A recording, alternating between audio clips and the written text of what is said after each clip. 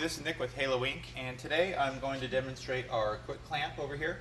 The Qwik Klamp is used for our squeegee assembly for the Cobra print press over there.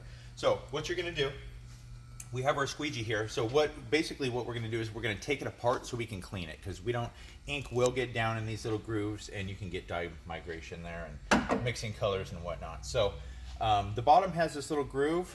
So does this machine has this little rail right here. So what you're going to do is you're going to set it on the rail, all right, slide it all the way over to the stopper, okay. You're going to press both of the buttons down, okay. It's going to put some pressure on it. Got a little magnet right here. What you're going to do is you're going to bring that over. There's a rod, okay. You're just going to pull that rod out. Okay, the rod is now out, and you're just going to press the right button. Okay, right button loosens it.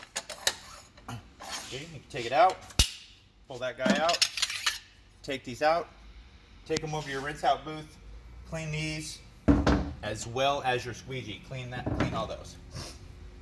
Once you have them clean, you're ready to put it back together. You can see that this has little grooves in it right there. All right, so those grooves just slide together.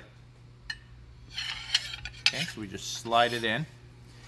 And then what I like to do is I like to slide that again back on the rail, and then I pinch the bottom. Just pinch the bottom of it to open it up. We're going to slide our squeegee assortment back in, and then I put this little weight down on top of it, and that helps to push the squeegee down a little bit further. Go ahead and hold both of the buttons down. It's going to put some pressure on it. Take your bar.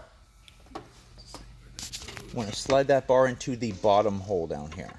Okay, just slide it on in, hit your left or right button, pull the weight off, back together, good to go.